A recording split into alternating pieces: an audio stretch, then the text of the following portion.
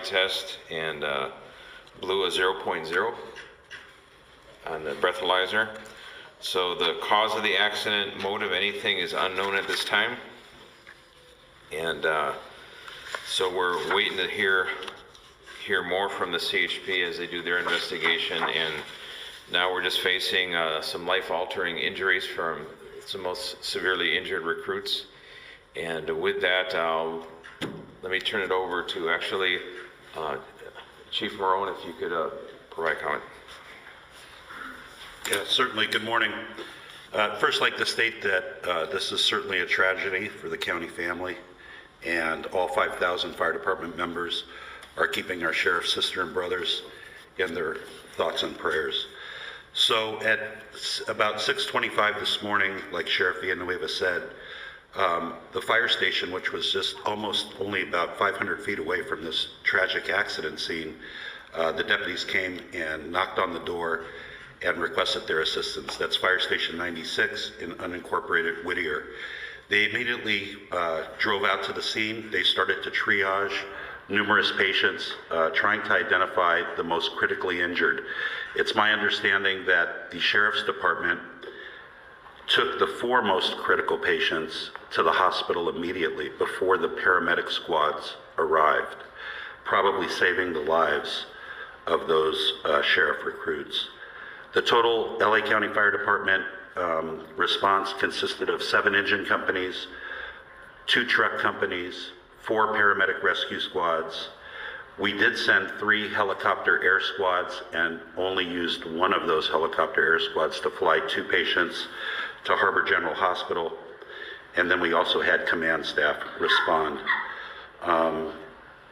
Most of the patients were distributed, like Sheriff Villanueva said, between St. Francis, UCI Medical Center, LA County USC, Harbor General Hospital, and also Whittier Presbyterian. And that's it for the fire department update.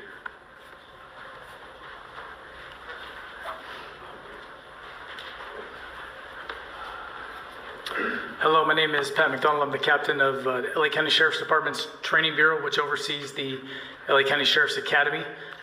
This was a typical run that we do throughout the 22-week program that we have at the Sheriff's Department. Physical fitness is a big part of the regiment. This morning they stepped off with their drill instructors, along with 2 black and white radio cars, which are safety vehicles, as well as 8 road guards. Those are recruits that wear reflective vests. They proceeded in their run westbound Telegraph Road towards Mills Road. Once they got to Mills Road, they made a northbound turn using the safety vehicles to block traffic accordingly, at which point the running formation of recruits ran northbound and went into a modified formation into 2 columns versus 4, just because of the terrain and the traffic was somewhat heavy going westbound. So once they made their northbound turn on Mills Road, the formation cut back up to 4 columns, at which point they were struck by a vehicle that was in the southbound lanes that went to the northbound lanes and hit several recruits, as stated earlier. I'd like to answer any questions at this point. Were they guarded by the vehicles today? Yes, ma'am. Can you tell us how many of them were male and female? I don't have a specific breakdown, but I believe there's approximately 10 females in that class 464. No, females, yes. Captain, have all of the families of those that have been injured been notified at this point? Yes, sir. You mentioned the attire, you mentioned the road cars wearing reflective vests. What is the attire of the recruits? What are they wearing? Is it anything reflective? Any kind of flashlights or anything like that? The recruits wear bright white t-shirts as well as green, Sheriff's Department green shorts.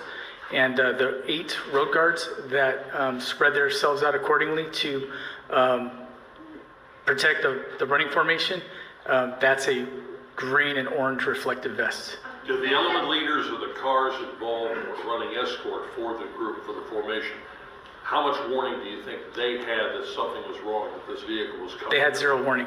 They were blocking the northbound lane on Mills, And so the running formation turned northbound, so that vehicle was now to the rear. Once all the runners were to pass those vehicles, that vehicle would catch up to the front. It didn't have a chance yet, and that's when the vehicle that was in the southbound lane went in the northbound lane. I'm trying to understand this at this point. So in other words, we had really the squad running itself, the vehicle was blocking other traffic. Yes. There was nobody in front of them. as they Correct. were running. Correct.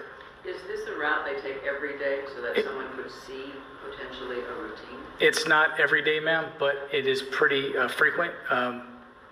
The Sheriff's Academy has been there since 1982, and the unincorporated area of Whittier is very familiar with the recruits running on the roads. There's several routes that are taken. Talk to any of the drill instructors, what have they told you about what they saw, what happened at that point?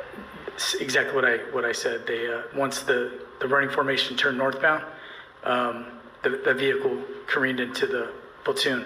Now there was a light pole on the east side of the street, and the one thing that was relayed to me was thank God for that light pole, because the vehicle ultimately hit it and stopped, as opposed to possibly hitting more recruits. So it's Was from it the ever light pole for- first? No, after, So it went down into the recruits? and then the light pole. Yes, sir. You said there were four recruits running across, is that correct? No, 4 columns of recruits. So there's 75 recruits. Of those 75 recruits, it's broken into 4 columns, smallest to tallest. Of the critical injuries, can you tell us what the nature of the injuries were, and are they all expected to survive? Do we know yet? I can't comment on that. I don't have the information, sir. I know 5 are critical. And are they running on the sidewalks or the streets, like how far? It is the street closest to the curb. Is there any indication that this was intentional? Let me answer. In fact, if I could have the doctor of UCI just, the range of injuries we have obviously are head trauma. We have broken bones. We've had some loss of limb, for example. Those are the severe range of injuries. These are life-threatening injuries, and I think the doctor can provide the best in his own words the quality of care he received here. Yeah, so as a level 1 trauma center, and the only one in Orange County, we have tremendous amount of resources. There were 3 trauma surgeons who are readily available when the patients arrived here, as well as countless other nurses and other extenders and people to help with the care of all these patients. So they're receiving outstanding care here, and we have all the resources available to help them in their recoveries.